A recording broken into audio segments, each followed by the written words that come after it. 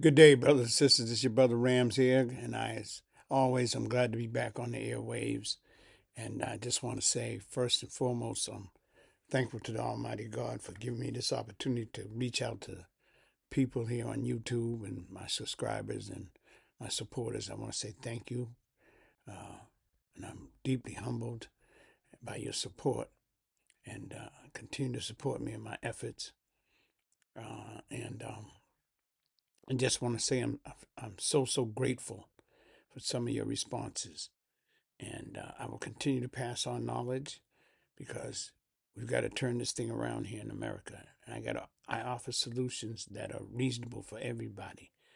I try to figure out ways that we can all try to live together.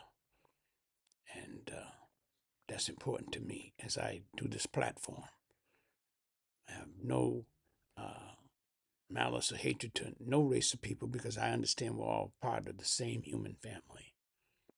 I'm just getting us all to understand certain things for us to live together in peace. Because that's what most people want. They want peace. They don't want chaos and confusion. So, that being said, again, thank you so much for your support. And I'd like to start off with sometimes a solemn note, but I have to mention this, and it's involving the disappearance of Savannah Guthrie's mom. And I just want to offer my condolences and prayers to all her friends and family for their mom's disappearance. And I just hope and pray that either she be found or some kind of way for them to resolve this and get some closure to it, because that's the not knowing is despicable. Whoever done this was, may their souls rot in hell. And I say that, may their souls rot in hell for that. So my condolences for the disappearance of your mom. And I just want to say this too, that we can all hope and pray for her safe return. But again, we also have to understand the reality of what's going on here. And one of the things that's going on here is that you have an 84-year-old woman on medications. And if you take medications, you know you need your medications to survive. Because a lot of the medications have to be taken every day at a certain time. So we know that going this long period of time without medications is puts Miss Savannah Guthrie's mom in a very precarious type of position. But honestly, my dear listeners, only God knows the real truth. So let's bring it back to God, because everything comes back to God, and we have to understand this, that only God knows the whole truth. So we pray and we hope, but uh, God, He has the best plan. Whatever His plan is going to be the best plan. Trust in that. Okay? So, to the Guthrie family and friends, if the good Lord decided to bring Nancy Guthrie home, that's not a bad thing. It's not a bad thing at all when the good Lord calls you home. Okay? It's not a bad thing. And so I say, again, my condolences. You know, the good Lord has your mom in a better place. It's true. She's in a better place now. And there's no pain. There's no suffering. You don't know what the conditions she deteriorated while she was in captivity without her medications. You take medications, you'll know what I mean. Your body starts to change, it starts to break down. So, again, God called her home. Do not look at that as a bad thing. She's in a better place, a safer place, a more heavenly place where she'll have eternal peace. Not where she was in her home and some scoundrel fool broke into her house. Think about it. So again, God has her in a better place. And, a lot of times, because we all have faced death, and there's always a little piece of selfishness in it. I got to talk about that for a second. There's always a little piece of selfishness in it. What's the selfishness, Brother Ram? Because we want that people, we love them so much, we want them always to be around. I know. I remember when one of my aunts passed out in Cincinnati, Ohio. When I had to speak at her funeral. And I mentioned that, the selfishness, because we loved Auntie. Auntie for some people. We loved her to death. But I mentioned then, and I'll mention now, there's a selfishness because we love them so. We want them around all the time, man. But God knows best. And we have to trust in Him that He knows best. He's the best planner. He's the best planner. So we want them to stay around us. We enjoy their company, but God calls all of us home. We just don't know when. That's why you spend your life doing the right thing. Trying to please God and do the right thing. Do not be a mischief maker or a bloodshedder. Come to the fire with a bucket of water instead of a can of gasoline.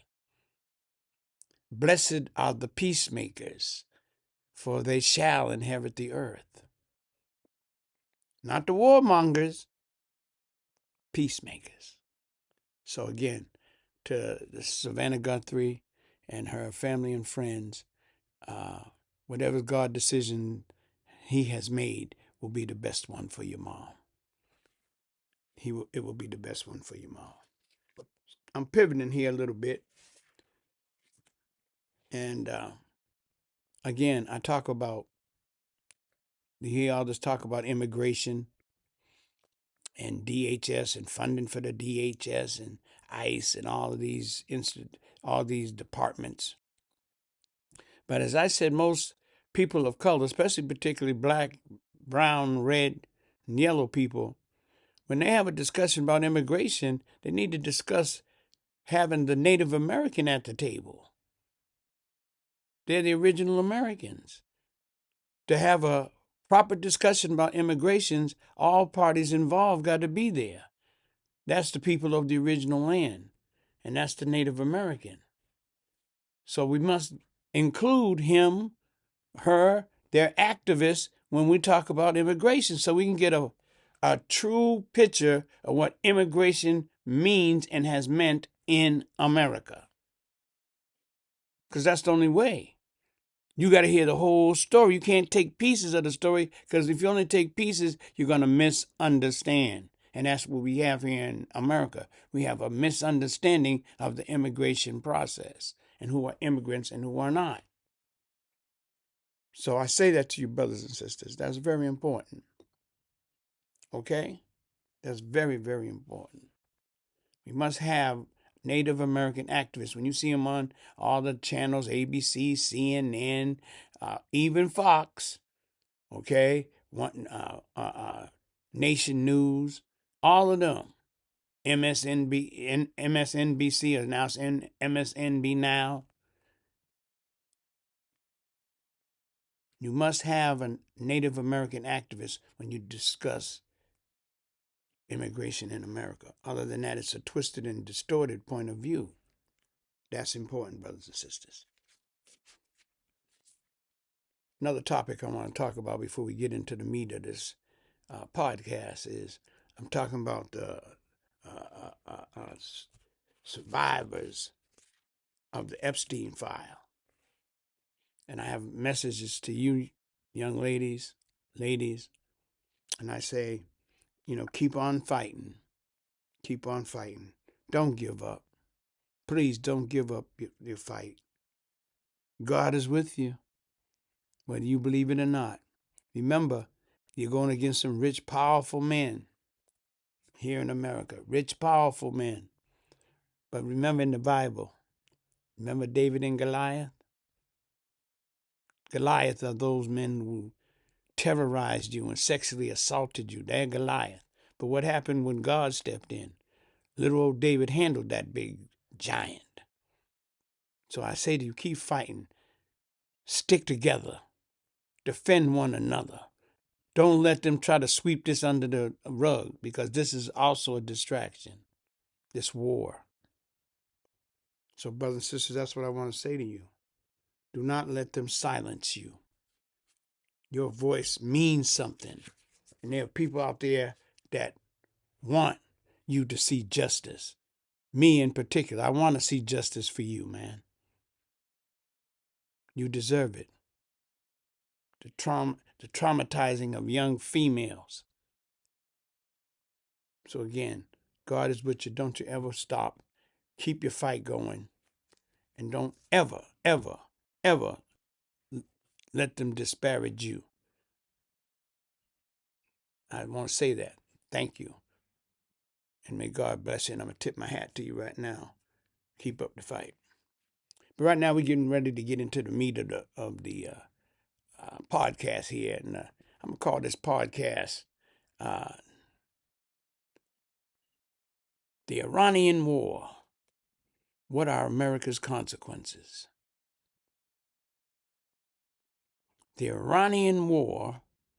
What are America's consequences? And we're going to take a look at them. Okay, we're going to take a look at them. First and foremost, we went to war. We started a war with Iran. Okay. What did that do? It now has escalated all over that area in the Mideast. Our president thought that this was going to be easy because we have obviously aerial and naval strength over Iran. That's no doubt about that. Our Navy can obliterate theirs. Our Air Force can clear the air. That's a fact. They have. But there's more to a war. And in this case here, there are consequences.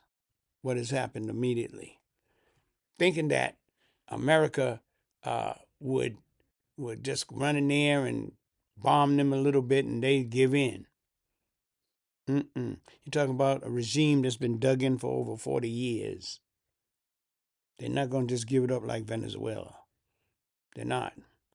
And see, what they've now done is take a religious tone to this. It's us against the devils. That's what has happened there. We had the Iranian people on our side, the protesters. But then when you went in there and started bombing indiscriminately, that changed their mind. It changed them because now a bomb don't care whether you're a protester or you're not, or you're from the regime. It kills everybody, regardless of their political philosophy. It kills everybody. So now they see it as us against them, which was a bad tactical move. What has that now done? Now look at some of the consequences. First of all, Iran starts attacking all those bases around in the Middle East there. You know the countries, Kuwait, United Arab Emirates, Saudi Arabia, Bahrain, Qatar, bombing them left and right. America didn't expect that because they were vulnerable. But here's the issue. Our president didn't understand why the other presidents never went in and did that. There's a reason why.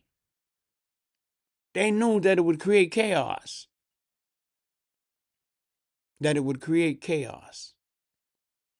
So the consequences. So now gas prices have gone up. Gas and oil. Now let's look at the consequences of them prices rising. and how it affects America. Initially, you'll be fed the propaganda that this oil, a lot of American oil, isn't exported, so it doesn't harm us. Ah, don't be so quick to say that. It does harm us, and I'm showing you now. Watch. First and foremost,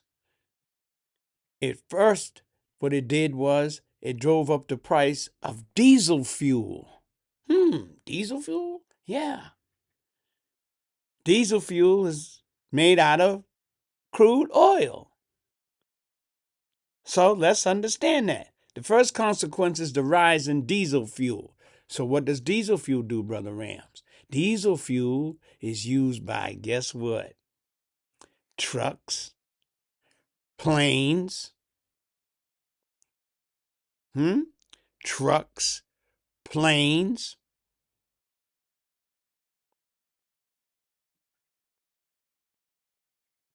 Think about that. What happens with trucks and planes? They transport.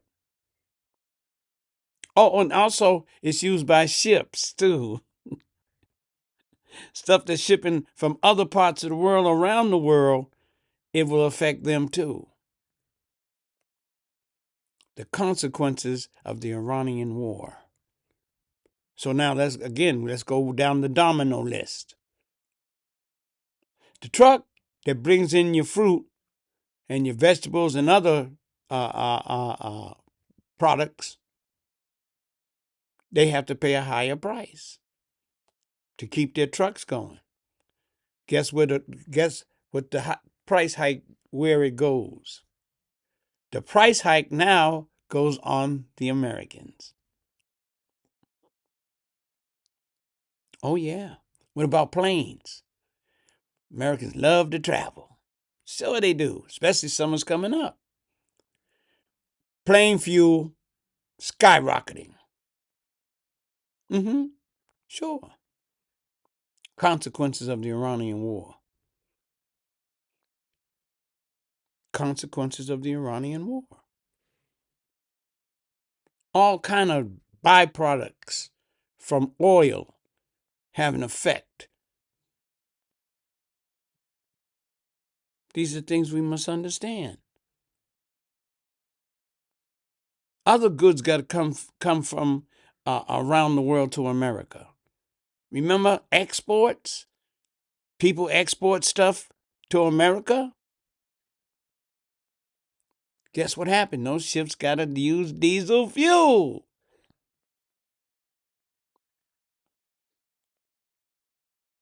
The price does what? Everything goes up.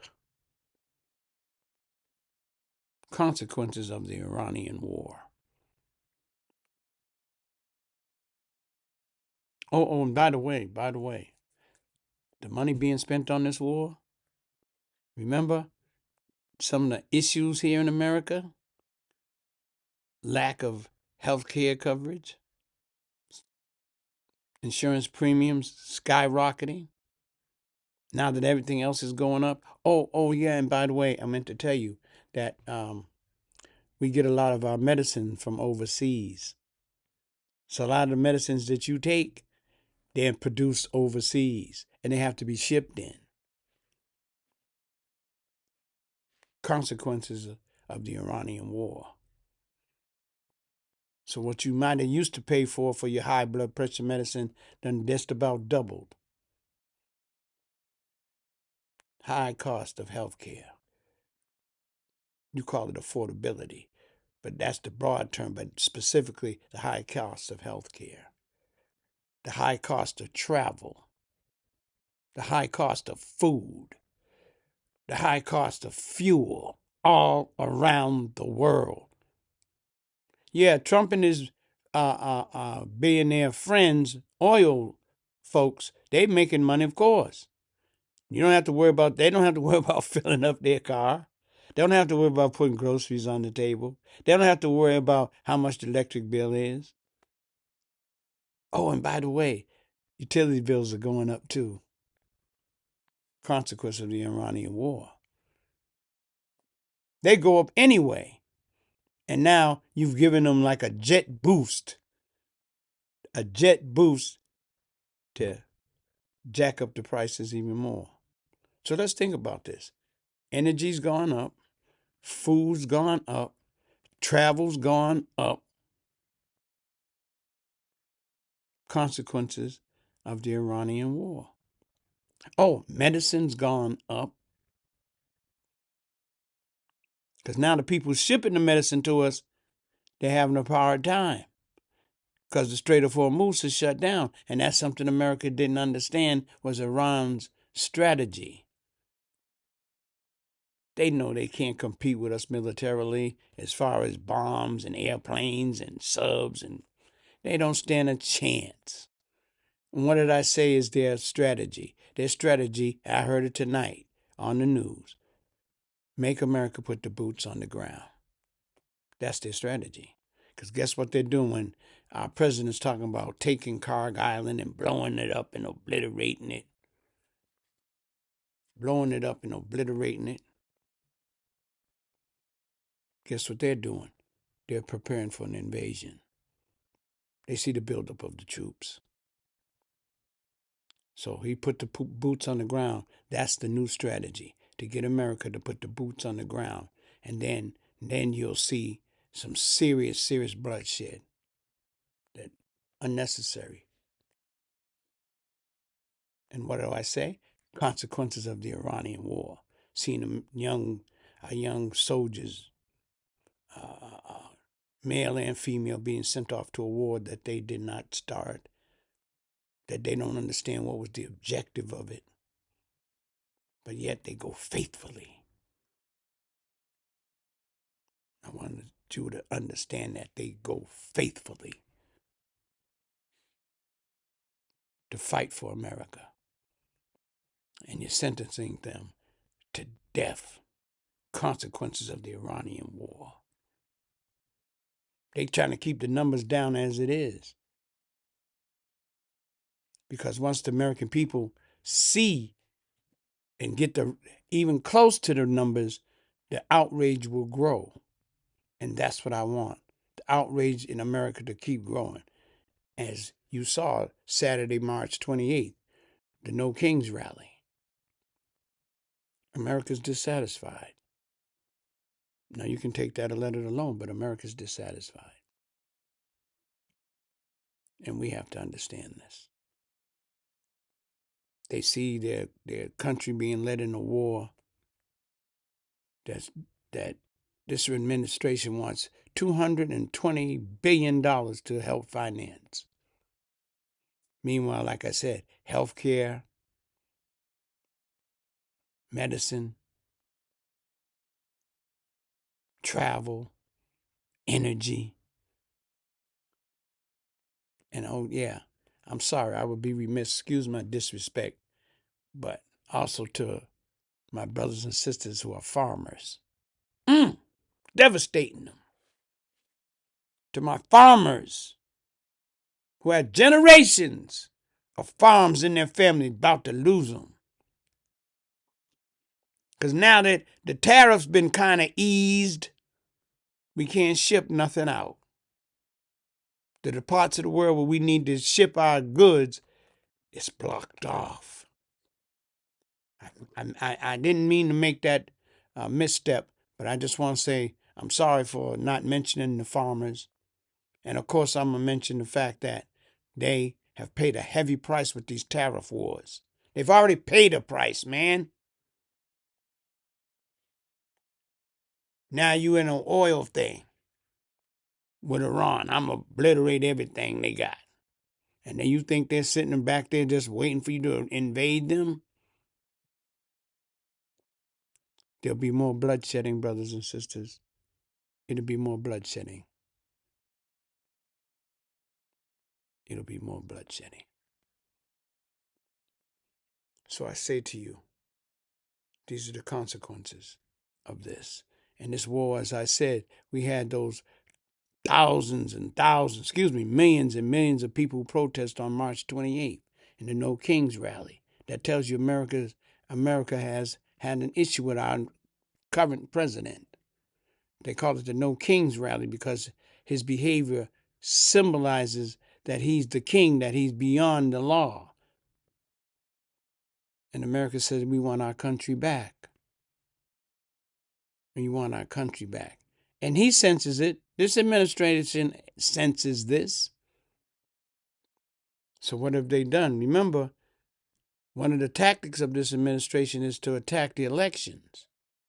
Because right now, as it look, if you look at all the polls, the Republicans are down, down, down, and they're worried. So our president has now tried to get this a piece of legislation through Congress as quick as possible. What is it called, Brother Rams? It's called the SAVE Act. It's called the SAVE Act. Well, what is that, brother? The SAVE Act stands for Safeguard American Voters Eligibility. SAVE. Safeguard American Voters Eligibility. Safeguard is masquerading as a voter ID, but it's not that at all. It's not that at all.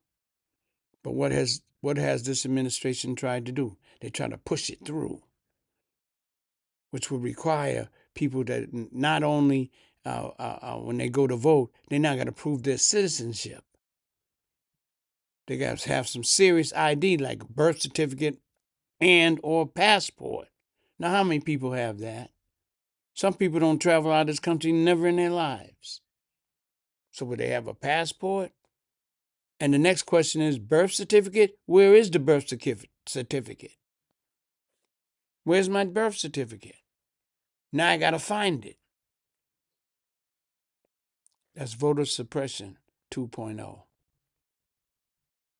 So the SAVE Act is, again, Safeguard American Voters Eligibility. And Trump wants to push this through. Now, the SAVE Act passed its way in the House. Because all you need in the House is a simple majority. And that makes sense. So, because there's over 400-something representatives. So if we get the majority, it passes. The Senate is different. Brother Rams, how is the Senate different? The Senate has this thing called a filibuster. Filibuster? What? Yeah, filibuster. The Senate has a filibuster. And the filibuster is used by the minority party, whoever the minority party is at the time, to stall or obstruct legislation they oppose. To stall or obstruct legislation that they oppose. They have a 60-vote threshold because this is a requirement to break the filibuster. And Trump wants the Republicans to break the filibuster. But you need 60 votes in the Senate. Unlike the House, all you got to do is have the majority. So Trump figures if I bust the filibuster, all I need is the majority. And in this case, in the Senate, if it was 50-50, the vice president has the tie-breaking vote. But in the Senate, it's the filibuster, so that cancels him out. It cancels him out. That's why Trump wants to do away with that in the Senate. And unfortunately, you see this gentleman on TV. The purpose of it, before I go into this gentleman, the purpose of it is to give each minority a chance to voice their opposition. Listen, Ted Cruz said it beautifully. He said it beautifully. He said, "Look, there's gonna come a time when the Republicans won't be the majority, and we'll be the minority." Makes sense to me. Let's go back just a few years. Remember the gentleman from West Virginia, Joe Manchin? He was against, Biden wanted him to override the filibuster. He said, I'm not helping you do that, because he said the same thing. One day the Republicans will be in the majority. This safeguards the minority's position in the Senate. It safeguards it, so legislation don't get rammed down their throat. So that's what I want to say is important. But again, this is voter suppression 2.0, because like I said, they're requiring you to now get serious documentation. Oh yeah, and by the way, they want to seize the voter rolls. What's that really about, Brother Rand? They want, like in Georgia, you want a good example? Look in Georgia. They seized the voter rolls for the 2020 election down there, because our president didn't believe he lost. And remember, that's what he said. If y'all can just find me 11,800 something votes, I'm good. Now, with this SAVE Act, that would give the federal government the right to go in there and seize votes, and therefore able to purge the rolls. This one's eligible, that one's not. This one's eligible, that one's not. Can't go that way. Can't go that way, because that disenfranchises a lot of people. So we must stop that, brothers and sisters. But now I'm going to the part where I said earlier, John Thune, the Senate president, keeps telling Trump, we don't have the votes to bust the filibuster. We don't. You got to have 60 votes, and we're not going to get that. The Democrats will stand firm against it. And they got at least 48. So you don't have the numbers. You won't make 60. You would need 9 Democrats to change. 52-48. Math is terrible. Who was your teacher, Rams? 48-52. For them to get to 60, they would have to get 8 Democrats to go with that, and they're not going with that. And that's why John Thune keeps telling the president, I don't have the votes.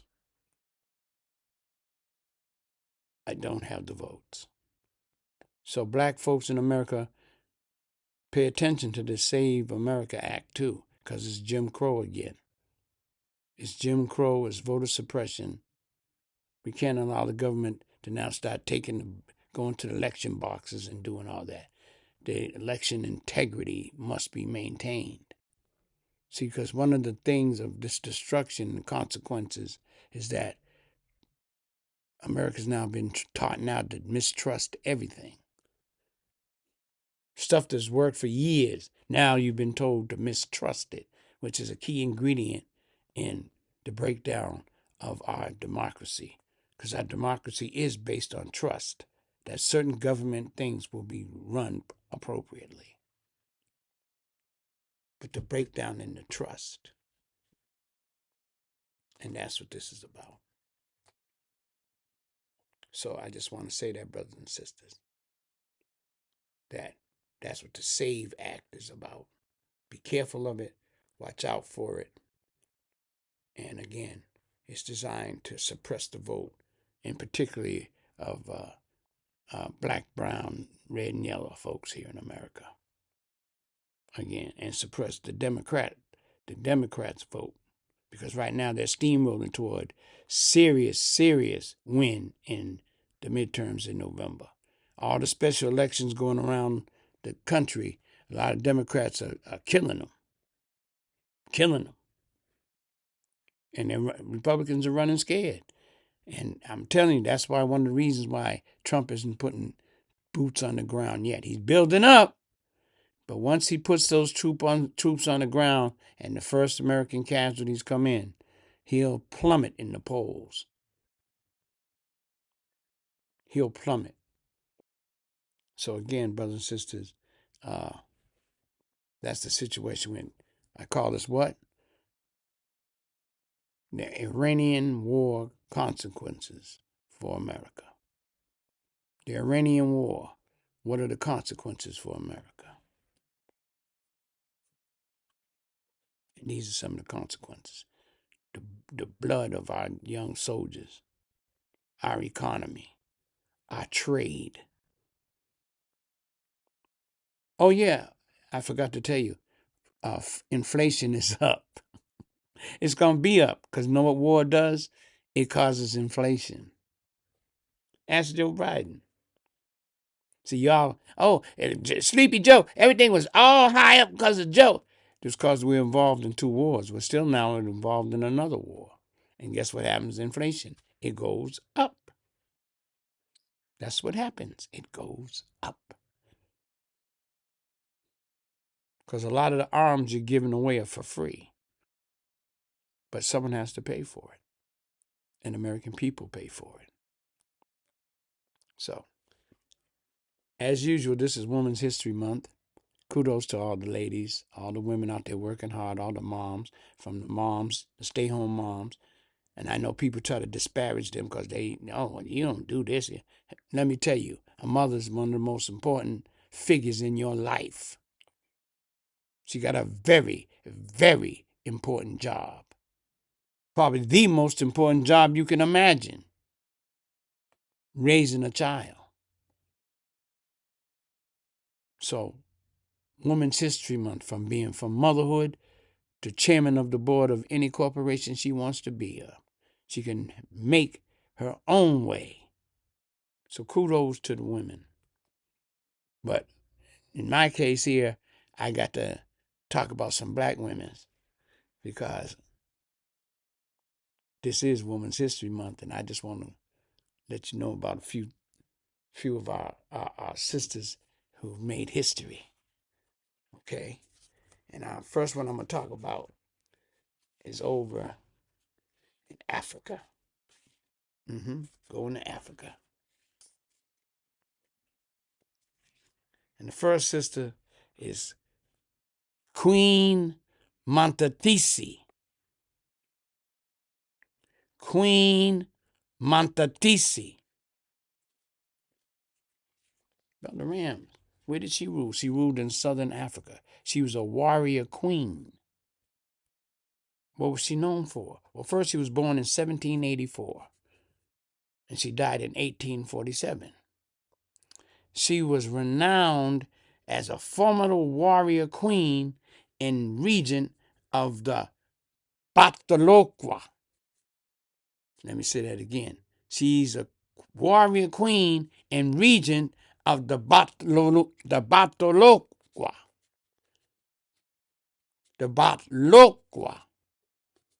The Bataloqua.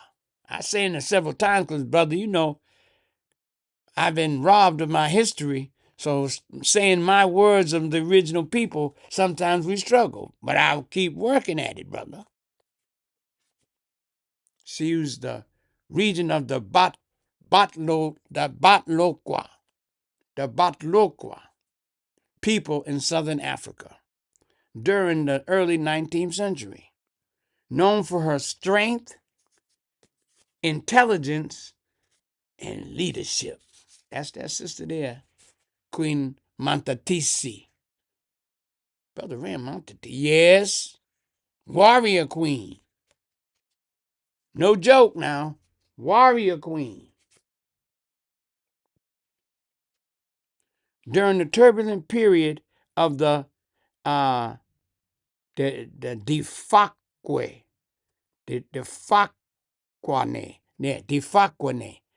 during the Defaqua War, this was characterized by intensive upheaval, mass migration, and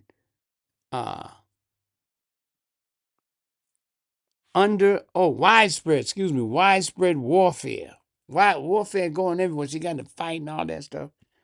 But this is what Southern Africa faced during the Defaqua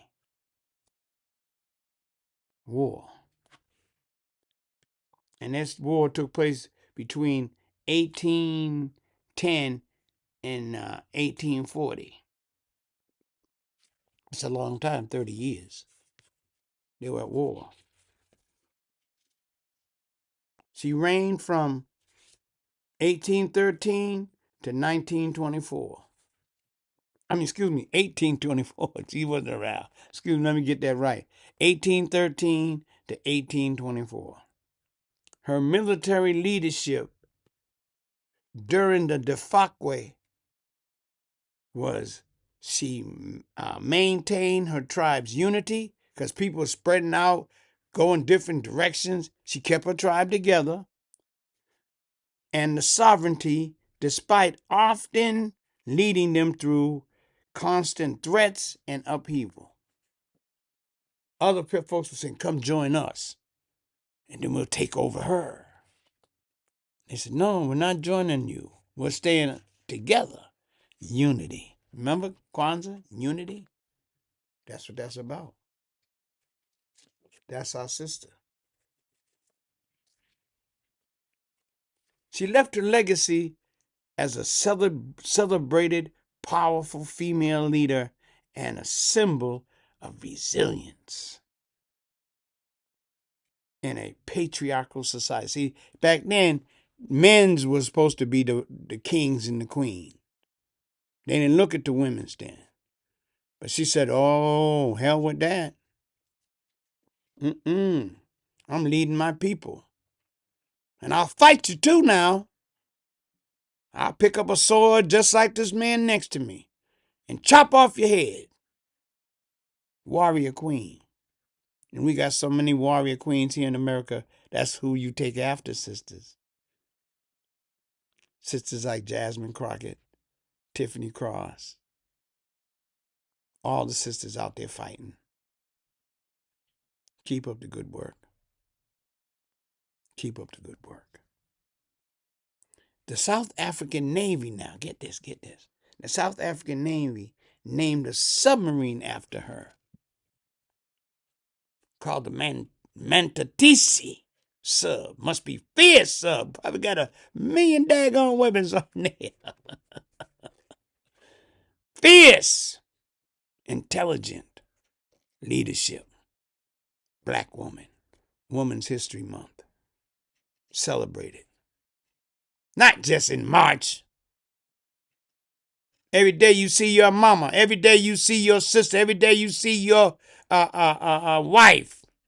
Celebrate History Month for women. History Year. Because their job ain't over after March. Remember that. Remember Women's History Month. Now I'm talking about another sister now.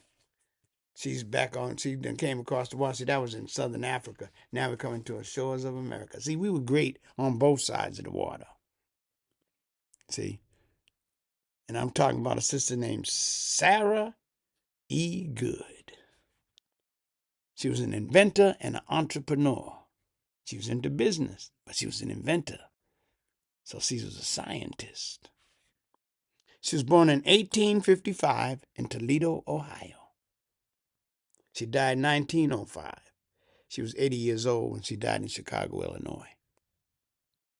She was the first African American woman to receive a U.S. patent, and that was granted on July 14th, 1885. First African American woman to get a patent. Inventor. But Brother Rams, what did she invent? Here we go, brothers and sisters. This is heavy now. She invented a folding cabinet bed. What? What's that? It's a folding cabinet bed. What it did was it allowed a bed to fold, to get this, to fold into a roll top desk. You remember the old roll top desk? You just lift up the thing and inside of it you had your desk and all that. Well, she made it so the bed wasn't inside of there. Heavy. So what you think is a desk is actually a bed. Good Lord, that sister. Powerful now. Sandra E. Good. And that was the precursor to what you all know now as the Murphy bed, the one you see come out of the wall. That was her idea. She was the precursor to storing a bed somewhere that you don't even think is a bed. Kudos to our sister, Sarah E. Good. Beautiful. So as I say, brothers and sisters, I just want to thank you for listening. I appreciate all you've done in terms of your support. Continue watching. Continue gaining this knowledge. But my most important thing is two things. Pass this knowledge on, especially the history of our people. Pass it on. Because we owe it to ourselves to learn our story. Because as I say, without proper education, we're subject to manipulation.